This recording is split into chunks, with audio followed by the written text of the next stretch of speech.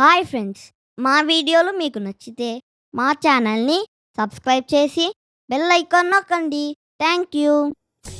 Hi friends, మనం ఈరోజు గురు శిష్యులనే చిన్న పిల్లల కథను చూద్దాం. అనగనగా ఒక ఊర్లో ఒక నిరుపేద బ్రాహ్మణుడు ఉండేవాడు. ఆ బ్రాహ్మణుడికి 2 కొడుకులు.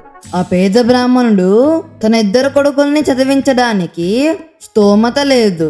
అందుకని ఆ గురువు గారి దగ్గరకు తీసుకుపోయి, అయ్యా వీళ్ళకు చదువు చెప్పండి అన్నాడు. చదువు చెబుతాను గాని నా గురుదక్షిణ ఏమిస్తావు అని అడిగారు గురువు గారు. అందుకు ఆ బ్రాహ్మణుడు, నేను నిరుపేదను, మీ గురుదక్షిణ ఇవ్వడానికి నా దగ్గర డబ్బులు లేవు, మీరింకా ఏమైనా కోరుకుంటే సమర్పించుకోవడానికి ప్రయత్నం చేస్తాను అన్నాడు. అందుకు గురువు, నీ 2 బిడ్డలకు చదువు చెప్తాను గాని విద్యాభ్యాసం పూర్తయిన తరువాత నీ 2 కుమారుల్లో కుమారుడిని నాకు గురుదక్షిణ కింద ఇచ్చేయాలి అన్నారు గురువు గారు. ఇక చేసేది లేక ఆ బ్రాహ్మణుడు సరే అన్నాడు. ఆ గురువు 2 అన్నదమ్ముల్ని ఆశ్రమంలో పెట్టుకుని వారికి చదువు చెప్పడం ఆరంభించారు.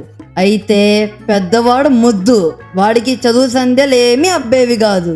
అందుచేత గురువుగారు తనకు తెలిసిన గోకర్ణ, గజకర్ణ, వాయుస్తంభన, జలస్తంభన, అగ్నిస్తంభన విద్యలన్నీ 2వ వాడికి పూర్తిగా నేర్పించారు.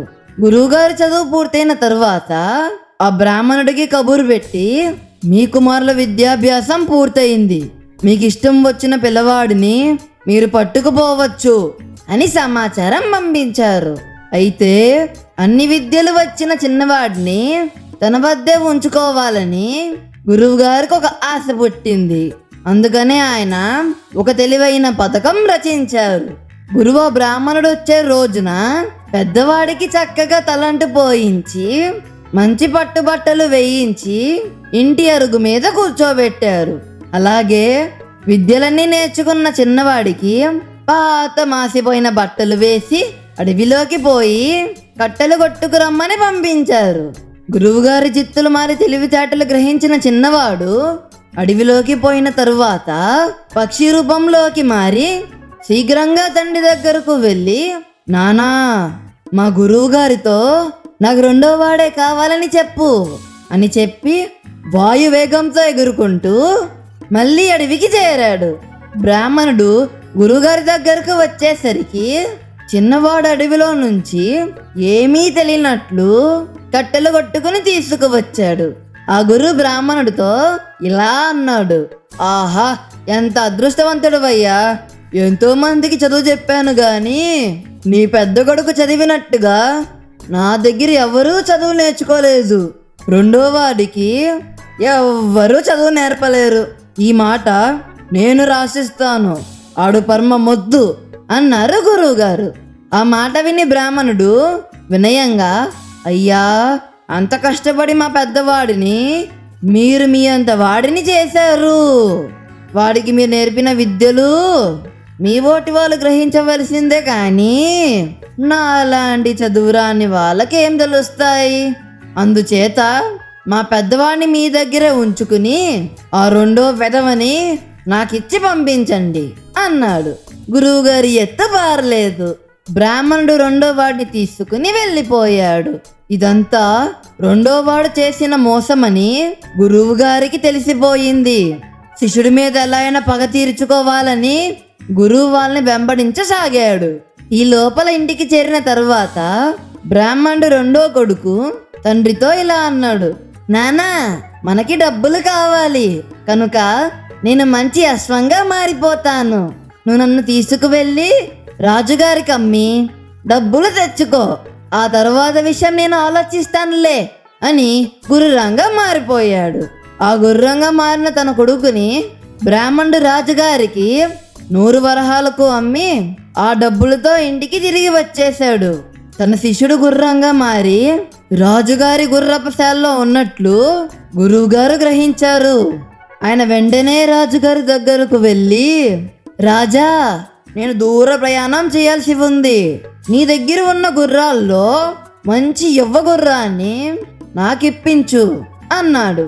రాజుగారు గురువుగారికి ఆ కిందటి రోజే కొన్న గుర్రాన్ని ఇప్పించారు. గురువుగారు దాని మీద ఎక్కి సవారీ ఆరంభించారు. కొంత దూరం పోయేసరికి గుర్రం రూపంలో ఉన్న శిష్యుడికి గురువుగారు తనను కనిపెట్టేశారని అర్థమయ్యి నది పక్కన నుంచి వెళ్తున్నప్పుడు ఒక్కసారి నదిలోకి దూకి చేపగా మారిపోయాడు. ఇది చూసిన గురువుగారు దొరికావురా శిష్య అనుకుని కొంగ రూపంలోకి మారి ఆ చేపను వేటాడడం మొదలు పెట్టారు. అప్పుడు శిష్యుడు, అమ్మో దొరికితే కొంగ రూపంలో ఉన్న గురువు గారు నన్ను చంపి తినేస్తాడు అనుకుని చిలకగా మారి అతివేగంగా ఎగరసాగాడు. ఇది గ్రహించిన గురువు గారు వెంటనే డేగగా మారి శిష్యుడిని వెంబడించసాగారు. గురువు వెంబడిస్తున్న విషయం గ్రహించిన శిష్యుడు వెంటనే రాజకుమారి అంతఃపురంలోకి ఎగిరిపోయి రాజకుమారి చేతి మీద కూర్చుని చిలక రూపంలో ఉన్న శిష్యుడు ఇలా పలకసాగాడు, నన్నెవరికీ ఇవ్వద్దు, ఇవ్వాల్సిన అవసరం వస్తే నన్ను కిందేసి కొట్టు అని చెప్పాడు. ఇంతలో డేగ రూపంలో అక్కడికి వచ్చిన గురువుగారు మామూలు రూపంలోకి వచ్చి రాజుగారి వద్దకు వెళ్ళి, మహారాజా నా రామచిలక రాజకుమారి అంతఃపురంలోకి వెళ్ళింది, దయచేసి నా చిలకను నాకు ఇప్పించండి అని అడిగాడు. రాజుగారు రాకుమార్తెను పిలిపించి తన దగ్గర ఉన్న రామచిలకను గురువుగారికి ఇవ్వమని చెప్పారు. అందుకు రాకుమారి, నేను ససేమేరా ఎవరికి ఈ చిలకని ఇవ్వను అని నిరాకరించింది. కానీ ఇచ్చి తీరవలసిందే అని రాజుగారు ఆజ్ఞాపించారు. ఇక చేసేది లేక ఇచ్చేద్దాం అనుకున్న రాజకుమారికి ఆ చిలక చెప్పిన పలుకులు గుర్తుకు వచ్చి వెంటనే రాజకుమారి ఆ చిలకను నేలకేసి కొట్టింది. ఆ చిలుక నేలకి తగిలే సమయానికి చిలక రూపంలో ఉన్న శిష్యుడు పురుగుల కింద మారిపోయి నేల మీద పాకసాగాడు. దొరికావురా శిష్యుడా అనుకుని గురువుగారు వెంటనే కోడి రూపం ధరించి ఆ పురుగుల్ని తినబోయారు. ఇంతలో పురుగు రూపంలో ఉన్న శిష్యుడు ఇది గమనించి మెరుపు వేగంలో పిల్లి రూపం దాల్చి కోడి రూపంలో ఉన్న గురువుగారి మెడను పట్టుకున్నాడు. బాబోయ్ రక్షించు, బుద్ధి తక్కువై పొరపాటున నీ జోలుకు వచ్చాను, నా మెడ కొరక్కు అని గురువుగారు తన శిష్యుడిని బతిమాలారు. శిష్యుడు వెంటనే గురువుగారి మెడ వదిలిపెట్టి తన యథారూపం ధరించాడు. ఇదంతా చూసిన రాజుగారు శిష్యుడు ఎంత అద్భుతమైన శక్తి గలవాడో గుర్తించి తన కుమార్తెనిచ్చి పెళ్లి చేశారు. చూసారా, ఈ కథలో చిన్న కొడుకు విద్య నేర్చుకోవడం కష్టపడకుండా జరగలేదు. వాడేదైనా రాకపోతే ఎన్నిసార్లైనా వచ్చే వరకు పట్టు వదలకుండా నేర్చుకున్నాడు. కానీ పెద్ద కుమారుడు ఏదైనా నేర్చుకోవడానికి ప్రయత్నం చేసి 1-2 సార్లు ప్రయత్నం చేసి ఇది నా వల్ల కాదు అని వదిలేసేవాడు. వచ్చే వరకు కష్టపడడం కంటే నా వల్ల కాదని వదిలేయటం చాలా సులువని భావించాడు. దాని వలన జీవితంలో మొద్దుగాడి కింద మిగిలిపోయాడు. ఎవరూ అతన్ని పట్టించుకోవడం మానేశారు. కానీ కష్టానికి వెనకాడక వచ్చే వరకు ప్రయత్నించిన వాడికి రాకుమారి దక్కింది. జీవితంలో నా వల్ల కాదని వదిలేయక వచ్చే వరకు ప్రయత్నించే వాడికి జీవితంలో అన్నీ దక్కుతాయి. ఇక్కడితో ఈ కథ పూర్తయింది. మళ్ళీ వచ్చే కథతో కలుద్దాం. Bye friends.